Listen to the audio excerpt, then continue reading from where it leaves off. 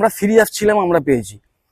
ওরা সিরিয়াস ছিল না, ওরা সেইভাবে নিজেকে রেডি করেনি, পাইনি। বলে এতে কলেজের কোনো দোষ নেই, বলে কলেজের প্রত্যেকটা ফ্যাকাল্টি প্রত্যেকে ভীষণভাবে হেল্পফুল ছিলেন এবং প্রত্যেকে ভীষণভাবে তাদের সাহায্য করেছিল।